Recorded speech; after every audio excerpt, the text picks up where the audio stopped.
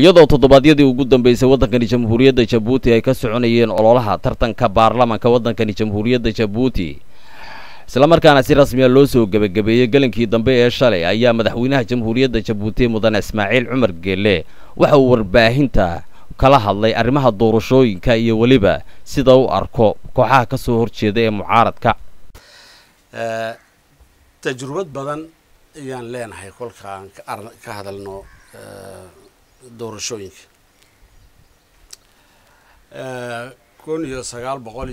1950kiiba yaa dadkeenu waa voteyn jiray ilaa maanta duruufo uu ku voteeyaba uu voteyn jiray kolbadee gobonnimada dabadeed waxaa isbedelayay habka loo codeynayo ama yani waxaa isbedelayay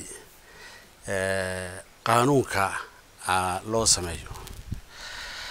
kan maantu waxa uu kaga duwan yahay kuwii hore geedi socodka dimuqraadiyaddu la socdaa kolka aan leeyahay geedi socodka dimuqraadiyaddu waxa weeyaan xisbi urur mid ahatay oo dadweynuhu iskugu tagay si dalka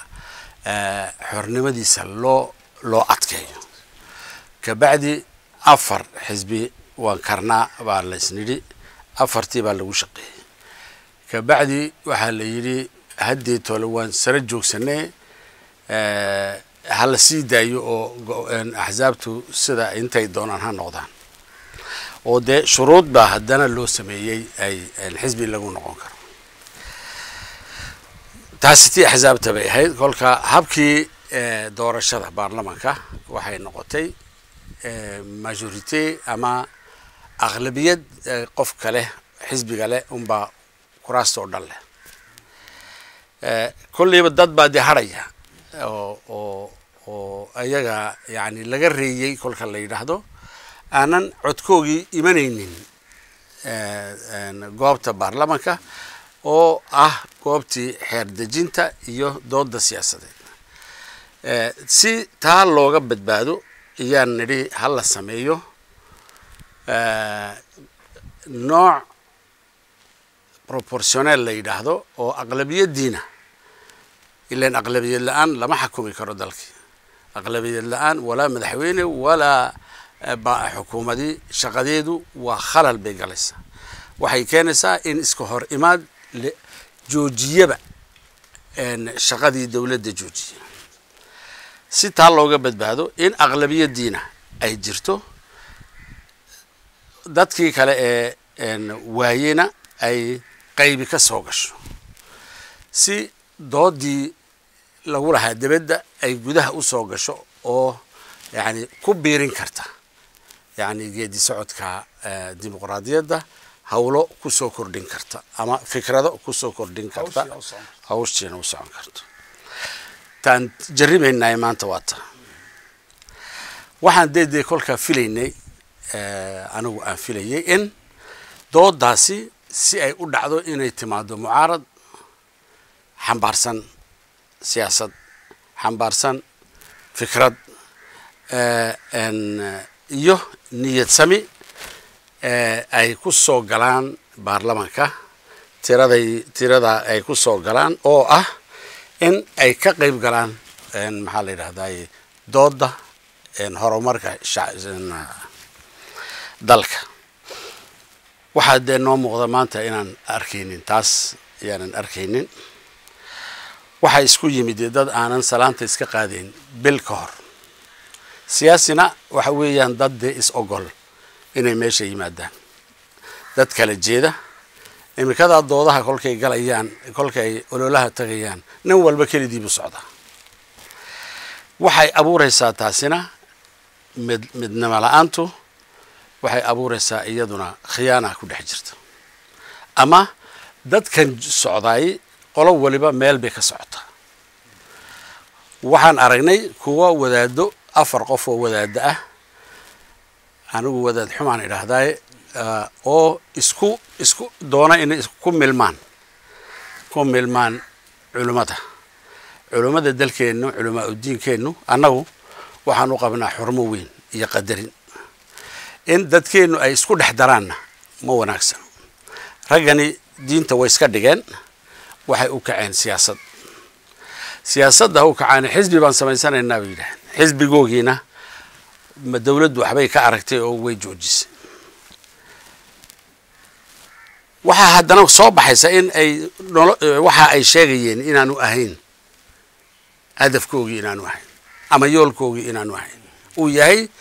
meel uu gala oo doorashadan uu gala uno ma garanaysa en kolka dadkii de iska tukubayay hawlgalka u badnaa goor maamul iyo wax jiraan oo dalka ka dhacay aanan waa ugu dambeysay aanan la garaneynina iyagoo halkoogi iska jooga way ayay kuwana ku dul dhaceen kuwa kale hadana iyaguna Yurub ka yimiday oo horeyba qas iyo qas wadayaal ahaayo imikana kolka aan yani xisbigoogii lagaga joojiyay khiyaano daraadeed Eritrea u yeeranayna oo dagaalka noo galayso oo madaxweynaha naga qaadayso oo wax aynkaas yani qorqorayay lagaga mamnuucayna iyaguna way soo boodeen 10 sanadood ee ragaasi maqnaayeenna wax kale kuma maqneen wadanka sidee loo caga jaraa u baahay waan haynaa waraaqado fara badan haday France tahay haday Brussels tahay haday Canada tahay ay u qorayaan dadkii kale yihiin dawladihii kale yihiin gargaarina wadankaas de wax maqla oo dhageysta kolka ay waayeen halkan bay ku soo dhaadhaceen wax u soo dhaadhaceenina waxa weeyaan in qasaan weesh in dalkani ay khalal u keenaan in ay la samax Allah inay waxa aan sheegay hadeertoole keenaya in laba baarlamaan iyo dawlad iska soo horjeeda wadanada kale waan ku aragnay wixii gaaray dadka wixii wadanada gaarina waa dadkeenu iska wada garanay waxa de la weerarka lagu yahay waa midnimada waa geedi socodka horumarka waa geedi socodka faqriga la dagaalanka waxa weeyaan walaalnimada dadka dhexdiisa aan ka wada dadka meesha ku dhex jira qaarkood ee oranaya maxaa marsooyin looga sameeynaya waqooyiga dalka ee 78 jirka ah ee siyaasiyiin baan nahay leh ayaa ku tusaysa inay dadka doonayaan inay kala qaadaan waxa meesha socday yani mucaaradkii aan sugeynay ma aha doorashana way ku awrkacsanayaan mooyaane wax kale ay raadinayaan dad ma garanaysa ay fariimaysan ay iigu muuqdaan aniga oo wadanka kuwa ka waaweynba dhulkaan dhignay kani muxuu socdaa maxaa loo aaminayaa maxaa maalgaliya gashiyaashu ay u imanayaan maxaa dadku u dhageysanayaan maxaa ma garanaysa ay iyadii oo yar oo sabool ah maxaa loo siinayaa qiimo iyo qadarin halka laga dilayay wadanka ee la doonayo in laga dumiyo halka weey marka dalkeena waxaan isleeyahay anagu uma qoori karno dadkeenuna uma qoori karaan inuu dalku ku dhaco shirqoolkaasi loo soo maligay inuu ku dhaci karo inuuna moodin in ma garanaysa hebel baan isku qoranahay heblaayaan isku qoranahay ma arinku ka qoto dheer yahay dawladda iyo dalkaaga weeyaan waxa duulimaadka lagu yahay waxa aan leenahay dalkeena uma qoori karno in dhibaato la gaarsiiyo uma qoori karno inuu geedi sacadkiisa horumar iyo development uu joogsado uma qoori karno in aanan yani maanta aan wax ka ridno waxaan u kordhino mooyaan dadkeenu in ay iyaga oo dhan ay u voteeyaan UMP oo aan dalka kaga saarno faqriga iyo dhibaatooyinka